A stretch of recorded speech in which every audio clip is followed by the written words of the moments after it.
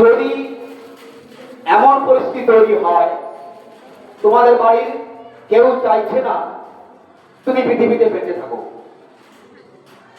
এই প্রশ্ন তোমাদেরকে নিজেদের করো। এরকম যদি কখনো প্রশ্ন আসে তোমার কৃতকর্মের জন্য তোমাকে বাড়ির কেউ চাইছে না তোমার মুখ দেখতে,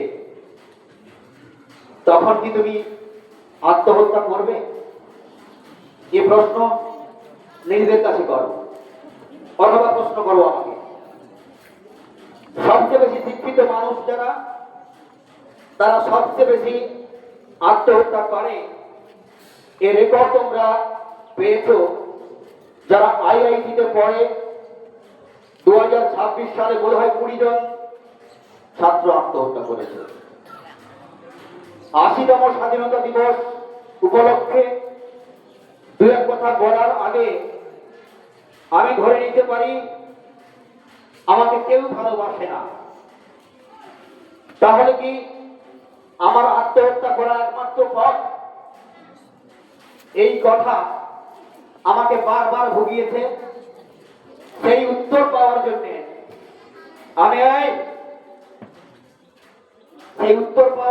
আমি পড়াশোনা করেছি। দিগ্বিজয় বাবু আর 1 বছর একটা অনুষ্ঠান পাবে, শোয়েব বাবু 2টো অনুষ্ঠান হয়তো পাবে, শ্যামলী ম্যাডাম একই রকম। আমি জানি না আমি আর কটা অনুষ্ঠান পাবো, কিন্তু তোমাদের দেওয়ার জন্য তো শুধু পুঁথিগত বিদ্যা নয়, আমরা যারা মাস্টারমশাই আমরা তোমাদের বাঁচার কথাও শিখিয়ে যাব। আজকে বক্তব্যের মাঝখানে যারা বক্তব্য রেখেছে 2-1টা প্রশ্ন করে গেছে। সুভাষচন্দ্র বোস, তিনি দেশের জন্য এত কিছু করলেন, তাকে এখন আমরা জানতে পারলাম না শিক্ষিত মহল তিনি বেঁচে আছেন কি মারা গেছেন। মহাত্মা গান্ধী, যিনি আমাদের দেশের পিতা নাম নিলেন, তাকে 5 মাস পরে হত্যা করা হলো। প্রচন্ড মনে জয়শ্রী করেছিল। আরো অমৃতা প্রশ্ন করে গিয়েছিল কেন নাম চেঞ্জ করা হলো। এই প্রশ্নের বাস্তব কিছু উদাহরণ দেওয়ার জন্য আমি আমার নিজের কথা কিছু বলবো ধরে নিয়েছি। তোমাদের ঘটনা পরম্পরা আমাকে বুঝিয়ে দিয়েছে বর্গাপুরে আমার নতুন কিছু পাওয়ার নাই, খুব কষ্ট করে আমাকে বাঁচতে হবে। ঘটনা পরম্পরা জানিয়ে দিয়েছে যে কোনো সময় আমার মৃত্যু হতে পারে। যেখানে 26 সালে বাইরে থেকে ফোন আসে সারা স্কুলে আসবেন না, আপনাকে উলঙ্গ করে ঘোরানো হবে। আমি বারবার এই কথাগুলো তোমাদেরকে বলেছি, আমি শেয়ার করেছি। ক্লাস 11-এ যে কথাটা বলেছিলাম অপব্যাখ্যা করে তোমরা কেউ না কেউ ছড়িয়েছ যে হেড স্যার বলেছেন বই নেওয়ার জন্য শুভেন্দু অধিকারীকে ফোন কর। তারপর একজন কেউ আমার কাছে অ্যাপোলজি চায়নি। তবুও গত বছর 31/7/2025 ঘটনা, যে ঘটনায় আমাকে আক্রমণ করা হয়েছিল, আমি ব্যভিচারী, তারপরেও তেমন কোন সহযোগিতা আমি কোন ছাত্রছাত্রীদের মধ্য থেকে পাইনি। তাহলে কি আমার জীবন রাখার কোনো প্রয়োজন ছিল? পৃথিবীতে আমরা মানুষ জন্ম করে পাই একবার। আজকে সেই ব্যাখ্যা নিয়ে তোমাদের প্রশ্নের অবতারণা করা।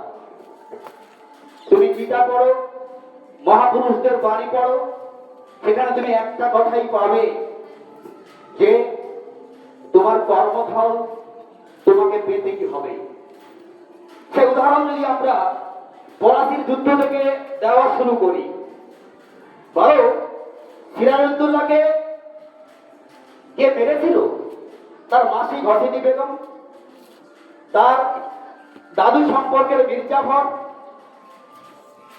লিয়াকত হোসেন, লিয়াকত আলী, তার বন্ধু মোহাম্মদী বেগ। এই যে যারা বসে আছো ওখানে, প্লিজ লিসেন টু মি। তার বলো 1757 সালে পলাশী যুদ্ধের 10 বছর কাটেনি, কি হলো? মীর জাফর তাকে সিংহাসনচ্যুত হতে হলো। তাকে তারপরে নিয়ে এলো তার জামাতা মীর কাসিমকে। মীর জাফর মরল কিভাবে? কুষ্ঠরোগ হয়েছিল, যে করোনার থেকে আরো বেশি ভয়ঙ্কর। তাকে জঙ্গলে রেখে আসা হয়েছিল, লাস্টে সে কাফন দাফনও পায়নি। মীর কাসিম তার জামাতা বক্সার যুদ্ধের পরে দেশ ছেড়ে পালিয়ে যেতে বাধ্য হয়েছিল। ভবঘুরের পাগলের মতো তার রাস্তায় মৃত্যু হয়েছে। যে ঘসেনি বেগম সিংহাসন লাভের জন্য নিজের বোনকে হত্যা করেছিল, তার মৃত্যু কিভাবে হয়েছিল ইতিহাস তোমাদেরকে মনে রাখতে হবে। কারোর কারো যদি শুনতে ইচ্ছা না হয় আস্তে করে চলে যাও, আমাকে বলতেই হবে। ঘসেনি বেগমকে নদীর জলে ডুবিয়ে মেরেছিল মীর জাফরের ছেলে মিলন। যে সিংহাসন লাভের জন্য এত চক্রান্ত হলো, 10 বছর তারা সিংহাসন ধরতে পারলো না। যে লর্ড ক্লাইভকে ডেকে নিয়ে এসেছিল, কে ডেকে নিয়ে এসেছিল সে গল্প তোমাদের কাছে করেছি। শাহজাহানের মেয়ে যখন অসুস্থ হয়, আগুন লেগে যায়, দেশি কেউ ডাক্তার তাকে বাঁচাতে পারেনি, তখনই ফিরকি ডাক্তারকে নিয়ে আসা হয়েছিল। তখন তাদের একটাই ছিল, আমাদেরকে ব্যবসা করতে দাও, আবেগ ঘনভাবে দিয়ে দিয়েছিল। সেই লর্ড ক্লাইভ ঢুকে গেল আমাদের মধ্যে বেইমানির জন্য। কর্মফল লর্ড ক্লাইভ কিন্তু কিভাবে হয়েছিল, সুস্মিতা নিশ্চয়ই ওখানে আছে। লর্ড ক্লাইভ যখন 76-এর মরণান্তর হয়, ব্রিটেন তাকে ডেকে পাঠিয়েছিল জবাবদিহি করার জন্য। যে ভারতবর্ষ ধনধান্যে প্রাচুর্য ভর্তি, কেন লক্ষ লক্ষ লোক মারা গেছে, তোমার বিরুদ্ধে আমি ইনভেস্টিগেশন করবো। তার সমস্ত ধনরত্ন দিয়ে ইনভেস্টিগেশন আটকাতে চেয়েছিল, কিন্তু পারেনি। লাস্টে সুইসাইড করতে বাধ্য হয়েছে। সিরাজউদ্দৌলার প্রিয় বন্ধু মোহাম্মদী বেগ একসঙ্গে বেড়ে ওঠা। সে সিরাজউদ্দৌলা যখন লুকিয়েছিল, যখন নামাজ পড়ছিল, 7 ফুট 10 ইঞ্চি চওড়া, 7 ফুট প্রায় 5 ইঞ্চি মতো লম্বা, তার কাছে যে তরবারি ছিল কেউ ফেস করতে পারত না। সে জানতো যখন নামাজ পড়বে তখন ওই তরবারি নেমে গেলে ওকে হত্যা করবো। হত্যা করার পরে কি হয়েছিল, তাকে সুইসাইড করতে হয়েছিল। সুতরাং কর্মফল প্রত্যেক যুগে ভোগ করতে হয়। আজকে যে প্রশ্নটা করেছিল আমার ছাত্রীরা, যে স্যার 200 বছর, আজকে 80 বছর হয়ে গেল, এখনো যেন এই জিনিসটা হয়েছে। সোশ্যাল মিডিয়ায় প্রচুর লেখালেখি হচ্ছে যে সুভাষচন্দ্র দেশনায়ক ছিলেন না, মহাত্মা গান্ধী রাবণ ছিলেন। যে খায় তিনি, তাকে যোগায় চিন্তামণি। তোমার চিন্তা ভাবনা যেরকম, তুমি সেরকমই বিচার করবে। তোমাদের চিন্তা ভাবনা যদি উন্নতি না হয়, আমার মধ্যে অনেক কিছুই ভূত দেখবে, সে ভূতটা তোমাদের দোষ নয়, তোমাদেরকে দেখানো হয়েছে। এ কথা আমি আসছি। গতকাল তোমার শুনানি হয়তো সোশ্যাল মিডিয়ায় 12 তারিখ 12ই আগস্ট বেরিয়েছে, সুভাষচন্দ্র সম্বন্ধে যে কুকথা বলবে তাকে জেলে ভর্তি করা হবে। সেই প্রসঙ্গে বলি, তোমরা জানবে একজন মাস্টারমশাইকে বন্দী করা হয়েছে, সুভাষ সম্বন্ধে কুকথা বলা হয়েছিল। তাহলে বলো, তিনি তো মাস্টারমশাই, তিনি তো বেতন পান, তিনি তো তোমাদেরকে শিক্ষাদান করেন, তিনি কি করে সোশ্যাল মিডিয়ায় সুভাষচন্দ্র সম্বন্ধে এত বাজে কথা বলেছিলেন? তাহলে তোমাদেরকে জানতে হবে, আমরা সকলেই মাস্টারমশাই হলাম বলেই প্রণম্য নয়। এবার যে কথাটা তোমাদের বলার প্রয়োজন, যারা আমাকে এখন পর্যন্ত কেউ দাদু বলে, কেউ বাবা বলে, সুস্মিতা আছে, কেডি আছে, তোমাদের কাছে আমার জবাবদিহি, যদি আমি কালকে মরে যাই, তোমাদেরকে গ্লানি নিয়ে বাঁচতে হবে। এর মাস্টারমশাই দুশ্চরিত্র ছিলেন। যেহেতু ঠান্ডার পরিবেশ, দু এক কথা আমাকে বলতে হবে। আজকে আমার রচনা মেয়েরা আছে, যে রচনা মেয়েরা 31/7/2025 পরে আমাকেই বাঁচিয়েছিল। ওরা বলেছিল, স্যার আমরা তো আছি, আমরা আপনাকে চিনি। আর কেউ আমার সামনে আসেনি। আমি 2-1 মাস্টারমশাইকে, ম্যাডামকে বলেছিলাম, একটু খোঁজ নিয়ে দেখো আমি এমন কি কাণ্ড করলাম, আমার সম্বন্ধে এত কিছু হয়ে গেল, আমি মুখ দেখাবো কি করে? একজন ম্যাডাম বলেছিলেন, আমি খোঁজ নিয়েছি, ওরা তো বলছে আমরা তো কিছু বলিনি বাড়িতে। তার তার চক্রান্ত। একজন মানুষ আমার কাছে বলতে পেরেছে যে স্যার ওই জিনিসটা ভুল ব্যাখ্যা হয়েছে। 13 তারিখে ক্লাস 5-এর স্নেহা 3 জনকে নিয়ে গিয়েছিল আমার কাছে ডাকতে পঞ্চম পিরিয়ডে। স্যার আপনি যখন ক্লাসে, আমার বুকটা আবার ঠিক করে উঠেছিল যে না না আমি আর যাবো না। আজকে মনীষা, আমাদের অনেকেই আছে 11, ওরা বলে স্যার আপনি বাঁশিকে ভালোবাসেন, অন্যাসকে ভালোবাসেন, আমাদেরকে ভালোবাসেন না কেন? আমার বুকটা কেঁপে ওঠে এই জন্যই। আবার কোনো বড় চক্রান্ত আমার পিছনে নেই তো। তবে আজকে আমি ক্ষমা চাইবো তোমাদের সবার কাছে, তোমাদের কোনো দোষ নেই। তোমরা শুনলে যারা আমাকে ভালোবাসো না তারা অনেকটাই খুশি হবে। পাথর প্রতিমায় এক মহামান্য HM আইদার মিত্র সেন আর নেত্র সেন হতে পারে, তার কাছে তোমাদের প্রণম্য একজন মাস্টারমশাই বলেছেন কুসুম ম্যাডাম চলে যাওয়ার পরে বড়দাবর হেডমাস্টারমশাই পাগলা হয়ে গেছে। তোমাদের জানতে হবে এ যন্ত্র নিয়ে আমি বেঁচে আছি, তাও অসুবিধা ছিল না। ওই কথা আমি জানতে পারতাম না। আমার সময় মধ্যে একজন মাস্টারমশাই এসে বললেন জানেন স্যার আপনাকে এই কথা বলা হয়েছে। আমি ভাবলাম অ্যাটলিস্ট একজন মাস্টারমশাই হয়তো ওই লোকটাকে ঘৃণা করছে। যখন তারপরে দেখলাম যে আমার কাছে কথাগুলো বললো তার সঙ্গেই তার সবসময় দহরম মহরম। আমাকে বুকে জুতো মারা হয়নি, ছুরি মারা হয়েছিল। স্যার ছাত্রছাত্রীবৃন্দ, এখনো আমি বেঁচে আছি। তাহলে বলো আজকের যে মাস্টারমশাইকে গ্রেফতার করা হয়েছে সুভাষচন্দ্রকে নিন্দা করার জন্য, এরকম তো ব্যাখ্যা অনেক ক্ষেত্রেই হয়ে যাচ্ছে। প্রসঙ্গে আসি এবার। গতকাল একজন আমার এক্স ম্যাডাম এসেছিলেন, এখান থেকে চলে গেছেন সার্ভিস বুক আনতে। তার সার্ভিস বুকে এত ছুটি হয়েছে, ওখান থেকে বলেছে MC রেজুলেশন পারমিশন ছাড়া সার্ভিস বুক গ্র্যান্ট হবে না। তিনি এসে আমাকে বললেন স্যার আপনি সই করে দেন, রেজুলেশন নাম্বার দিয়ে দেন। কেন? আজকে আমি হেডমাস্টার মশাই কিছুই জানি না। স্টাফ রুমে তো অহরহ হয়, ছুটি তো আমাদের পাও না। এখানে পরামর্শ নেওয়ার কি আছে, পারমিশন নেওয়ার কি আছে? অনেকের কাছ থেকে কথাগুলো আসে।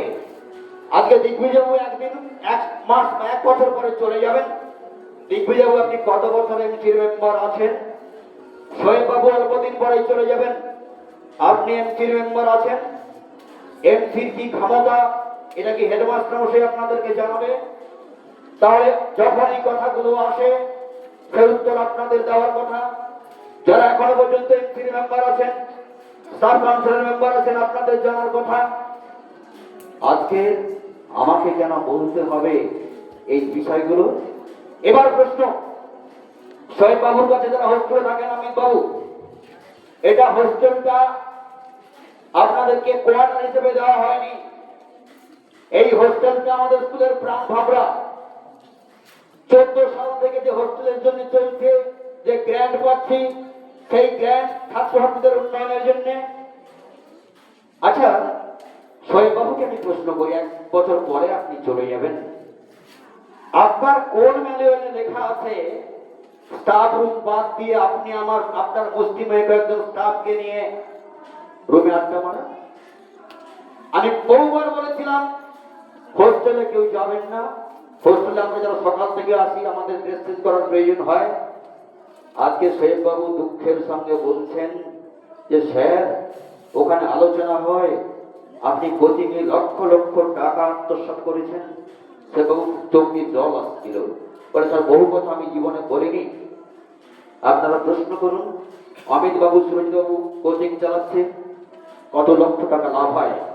11 আমি কোচিং চালাচ্ছি, প্রতি বছর 50,000 টাকা আমার গার্ড থেকে দিতে হয়। অন ক্যামেরা বলছি, যদি কারোর প্রয়োজন হয় তথ্যগুলো নেওয়ার, আমি ভিডিও আপনাদেরকে দিয়ে দেব। আমি ছাত্রছাত্রীদেরকে বিপদে চালিত করছি, আমি ছাত্রছাত্রীদের আদর্শ হতে পারিনি। আমি শোয়েব বাবুকে বলছিলাম, শোয়েব বাবু আপনার রুমে আপনি তো বিড়ি খান না আমি জানি, আপনি বিড়ির প্যাকেট রেখে যান, সেই বিড়ির প্যাকেট নিয়ে আমাদের বাচ্চা বাচ্চা ফাইভের ছেলেগুলো প্রস্তুতে বিড়ি খায়, তাদের গার্ডিয়ান আমাকে ধমক দেয়। বলুন তো এ দায় কে নেবে? আপনারা যারা এমসির মেম্বার আছেন আপনারা জানেন না যে তামাক ফ্রি এলাকা? এ প্রশ্ন তো আপনাদের করতে হবে শহীদ বাবু। Who wants to please everybody can please nobody. আজকে আপনার রুমে যখন আমি বললাম যে একটা রুম মাস্টারমশাই রুম, এত বিড়ির টুকরো পড়ে আছে, এত দেশলাই পড়ে আছে, আপনি একটা সিনিয়র মোস্ট টিচার হয়ে আপনি ঝাঁটাচ্ছেন। শহীদ বাবু আপনাকেও চলে যেতে হবে, আমি হয়তো তার আগেই চলে যাবো এরকম আক্রমণের জন্য, আমি জানি না। আমি প্রাধান্যদিবার মানুষ, যদি 5টা ছেলে মেয়ে আমাকে ভালোবাসে তাদের জন্য আমাকে কথাগুলো বলতে হচ্ছে। যে মিত্র সেনের কাছে আমার নিন্দা করা হয়েছে, আমিও সেই ফল আশা করে থাকলাম। যখন আমার নাতি নাতনিরা আমার কাছে আসে বিকেল বেলায় কষ্ট হয় যে তোরা সত্যি আমাকে ভালোবাসিস, না হলে চলে যা। এবার আমি জানি না এরপরে আর কোনোদিন সময় পাবো কিনা। যেহেতু তোমরা শুনছো আমার রচনা বসে আছে, একটা কথা বলি, আমি কিন্তু এরকম ছিলাম না। আমি ছাত্রাবস্থায় এই রাজুদের মতো ছিলাম যারা চোখ লাল করে বসে থাকে, যারা নিজেদের অত্যক্ত যন্ত্রণাগুলো বলতে পারে না। আমি তোমাদের 5 মিনিট কথা বলবো, জানি না আর পরে সময় পাবো কিনা। আমি 22 সালে যখন এমএ পড়ছি, 22 বছর বয়সে, আমার 95 সালে তখন খবর এলো একটা স্কুলের টিচার না হবে। আমার মামা সেখানে চাকরি করতেন। আমার মামা তো বোন একটা 4 বছর বয়স, সে আমাকে খুব ভালোবাসতো। একটা ঠাকুর বিসর্জনী অনুষ্ঠানে আমি আমার বোনটাকে নিয়ে নাচছিলাম। সে যখন খবর পেল যে বাচ্চুদার চাকরি হবে, সে বললো আমি বাচ্চুদার কাছে ওখানেই পড়বো, ওই স্কুলেই পড়বো। ক্লাস 2 থেকে আমার কাছে চলে এলো। এই প্রথম আমি বোনের ভালোবাসা পেলাম, কারণ আমাদের বাড়িতে বড়রা ছিল তারা শাসন করতো, কিন্তু বাচ্চা বোনকে যে টিচ করা সেটা আমি জানতাম না। কথাগুলো আমি রেকর্ড করার জন্য বলছি। আমরা সেই ক্লাস 2 থেকে চলে এলো, ভাই বোন একসঙ্গে থাকতাম। যখন থাকলাম তার বয়সী অন্যান্য মাস্টারমশাই মেয়েরা বললো আমিও দাদার কাছে হোস্টেলে থাকো। অসীমা বিজয় ভালো করে জানতে পারে, শ্রীকৃষ্ণ জানা বলে একজন মাস্টারমশাই সবার মেয়েকে আমার কাছে দিয়ে এলো। আমরা স্কুলে যখন আমি যেতাম সমস্ত ছেলে মেয়েরা আমার ভাই আর বোন। বিকেল বেলা আমরা আড্ডা মারতে চলে যেতাম, যেটা অমৃতাকে আমার একজন মাস্টারমশাই এখানে যারা ধর্মরা জমা দিচ্ছিলেন ফোনে ওকে বলেছে যে তোর মাস্টারমশাই তোর বাবা এরকম এখানে ছিল। কষ্ট কি জানো, আমি যখন 2008-এ চলে এলাম, আমার বোনটা মাধ্যমিক দিল। তারপর ভাই বোনের যে এত সুন্দর সম্পর্ক, এত সুন্দর আদান প্রদান, সে আর কারোর সঙ্গে কথা বলতে পারলো না। তোমাদের যে বয়সে বিচ্যুতি ঘটে, অমৃতার বিচ্যুতি ঘটতে পারে, সুস্মিতার বিচ্যুতি ঘটতে পারে, 18 বছর বয়স মানে না কোনো বাধা। সেই 18 বছরে আমার বোনটি বেলাইনে চলে গেল। সে একটা ছেলেকে নিয়ে পালিয়ে গেল। তার বাবা মার মনে হলো একমাত্র পারে একে চেঞ্জ করতে বাচ্চু। সেই ছেলেটার কাছ থেকে ছাড়িয়ে নিয়ে এসে আমার বাড়িতে নিয়ে এলো আমাকে মোটিভেশন করানোর জন্য। একটি ছেলে বা একটি মেয়ে যখন বেলাইনে চলে যায় কেউ পারে না। আমার হাজার কথা বোঝানো সে শুনলো না, সে আমাকে দোয়াক্কানা দিয়ে চলে গেল। তারপর অনেক যন্ত্রণা পেয়েছে, কয়েকবার মিস কল করেছে, আমি রাগে ফোন করিনি যে তুই আমার বিশ্বাস হারালি। আমার সেই বোনটাকে 13 সালে মার্ডার করা হয়েছে। যখন মার্ডার করে তার একটা মেয়ে 4 মাস বয়স আর একটা বড়টা 4 বছর বয়স। আমি প্রতিদিন অমৃতা জয়শ্রীদের মুখে আমার বড় ভাগ্নির ছবি খুঁজে পাই। আমার বড় ভাগ্নি এখন 9-এ পড়ে। আমার মনে হয়েছিল এই মেয়েটি যদি আমার সান্নিধ্য পেত, এর ফল যদি বুঝতে পারতাম, তাহলে তো একে আমি বাঁচতে পারতাম। আমরা মাস্টারমশাইকে শুধু পুঁথিগত বিদ্যা দিই, আমরা বাঁচানোর জন্য কি মন্ত্র দিতে পারি না? তবে থেকেই প্রত্যেকটা মেয়ের পিছনে আমি যারা প্রতিভাবান মেয়ে আমার বোনকে খুঁজে পাই। ক্লাস 10-এর সুদীপটা এখন আছে, ওকে বলি সুদীপ্তা, আমার বোনটার নামও সুদীপ্তা ছিল। এই দুঃখের কথা তোমাদেরকে বললাম, যারা ভালোবাসো। হ্যাঁ, অমিত বাবু আর আমার রোজু মেয়ে, আমার সেই রীতা বোনের ছোট মেয়েকে নিয়ে ওরা গতবার গিয়েছিলাম, পরিচয় করে দিয়ে এসেছি। আজকে তোমরা এত কথা বলছো, তোমাদের বাবা মাকে বলেছো যে আমি এই কথাগুলো বলেছি, একদমও কি অনুতাপ প্রকাশ করতে পেরেছ? আজকে সুভাষচন্দ্রের জন্য যখন জনজাগরণ হলো, সারা ভারতবর্ষ তেড়ে উঠলো, সব ছুটা হয়, তখন কি ঘোষণা করলো? যেটা বলছিল আমাদের সম্ভবত অন্বেষা, যে একটা নাম চেঞ্জ করে স্বাধীন নাম করা হয়েছিল।